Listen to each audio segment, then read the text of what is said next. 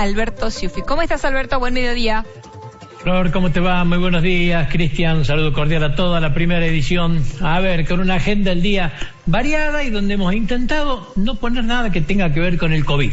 Vamos a ver cómo nos sale. Por un lado vamos a hablar del transporte público de pasajeros. Yo decía, parece abandonado a su suerte por la nación. ¿Por qué decimos esto?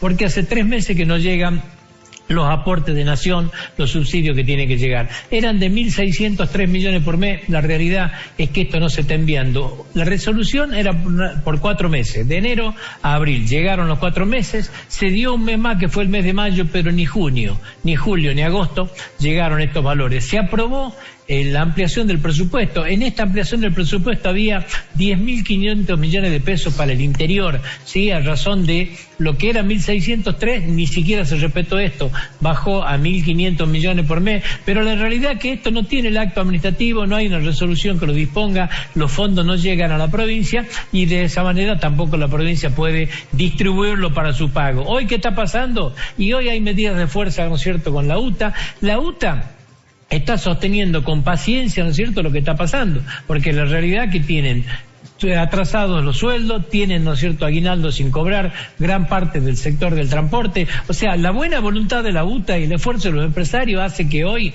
el transporte siga existiendo, digamos, pero esto está llegando a su fin, se hace insostenible y hoy cuesta mucho creer que por un acto administrativo que falte no estén llegando los recursos, como por lo menos para paliar. Después vendrá la discusión si estos fondos alcanzan, pero por lo menos para poder pagar los sueldos a los empleados. El otro tema tiene que ver con las tomas de tierra, ¿no? Yo decía, se expanden peligrosamente. La realidad que se está dando prácticamente en toda la geografía argentina. La vez pasada hablábamos de lo que estaba pasando acá en la provincia de Jujuy, donde se habían acentuado, donde hay muchísimos casos de tomas que por ahí no salen en los medios, digamos, pero que obliga a las autoridades y a la justicia a estar en permanente movimiento, ¿no? Desde los distintos ministerios tratando de suavizar esto, de establecer mecanismos de diálogo. Lo que pasa es que en los últimos tiempos parece empezar a surgir un movimiento bastante coordinado, ¿no? Esto se está dando sobre todo en la provincia de Buenos Aires. Hemos visto imágenes el otro día de cómo hay perfectamente organizadas tomas de tierra, declaraciones que decía como Sergio Berni el otro día, que declaró con el programa de Mauro Viale que todas las noches entre 2 y 3 tomas de tierra tienen que actuar, ¿no es cierto?, las fuerzas de seguridad para evitar que se realicen, pero ahora se instaló algo que es realmente grave y está preocupando mucho, que tiene que ver con lo que ha pasado en el sur, ¿no? La vez pasada era Villa Mascardi, ahora fue el Bolsón. La realidad es que durante el fin de semana salieron los vecinos a protestar por estas tomas permanentes que se hacen y la violencia de estas tomas, pero la ministra, ¿no es cierto?, de Seguridad, Sabrina Frederick, porque hace meses que se discute por qué el Estado no interviene en lo de Villa Mascardi y cuando los vecinos salen, ¿no es cierto?, se los terminan denunciando. Bueno, el horno no está para bollo en el sur. Hoy viaja la gobernadora Anabela Carrera a reunirse con Alberto Fernández. La realidad es que el propio Massa hizo declaraciones el otro día como presidente, ¿no es cierto?, que preside el Congreso y dijo que hace falta, ¿no es cierto?, algún tipo de normativa para regular esto, que es un delito.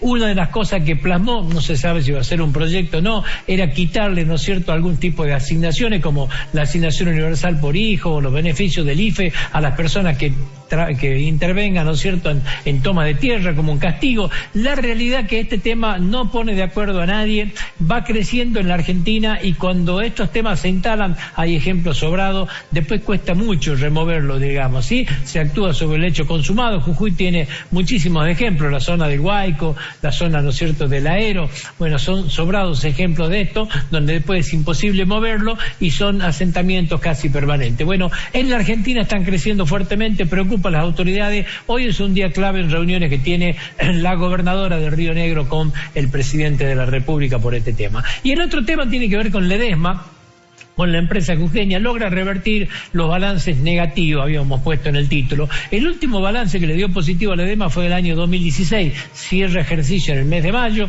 obtuvo una utilidad de 4.150.000 pesos. Desde ahí, en el 2016 tuvo una pérdida de 122 millones, en el 2018 tuvo una pérdida de 1.203 millones de pesos, 2019 1.686 millones de pesos y llega a este balance del 2020 que cerró en el mes de mayo con una utilidad cantidad de 735,9 millones de pesos, un 2,6% de sus ventas. Las ventas brutas de Ledesma son de 28.947 millones de pesos. ¿Sí? Hoy hay artículos periodísticos en distintos medios, sobre todo de Buenos Aires. El cronista comercial específicamente, ¿no es cierto?, hace un análisis de cuáles son algunos aspectos a tener en cuenta por qué Ledesma logró en esta época, nada fácil por cierto, revertir una situación de quebranto que no tiene antecedentes en su historia. En 107 años Ledesma nunca tuvo la ecuación financiera que tuvo en este momento, con 3 años seguidos de pérdida, digamos. Es la primera vez que se da una situación de esto. En algunos aspectos que marca el cronista habla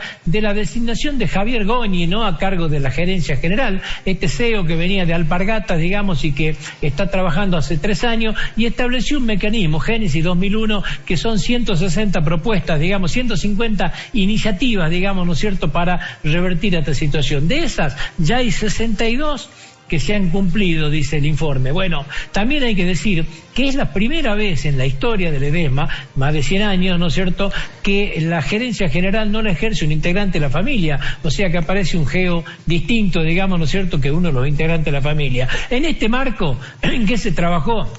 Se trabajó fuertemente en los costos, hay reducciones muy grandes en los costos, tanto administrativos, digamos, como en los costos de venta y en los costos financieros también. Acá viene el aspecto fundamental, ¿sí? Ledesma estaba muy complicado con una situación financiera mal estructurada, digamos, que necesitaba renegociarla, establecer plazos distintos, intereses distintos, y forma parte del éxito que se tuvo en los últimos años, digamos, una renegociación de su pasivo con plazos más ampliados y que le permite desahogarse un poco. Este era un esquema que lo tenía muy, pero muy complicado a Ledesma, ¿no es cierto?, y no podía acomodar su finanza. El otro tema también es el fuerte posicionamiento de marcas, ¿sí? Ha ampliado el portfolio de negocios fuertemente y aparecieron marcas nuevas que se fueron solidificando en el camino, digamos, ¿sí? La azúcar rubia, por ejemplo, que tuvo un crecimiento de el 500%, hay otras cosas como los edulcorantes o la azúcar light, productos que fueron creciendo en los últimos tiempos. A lo ya tradicional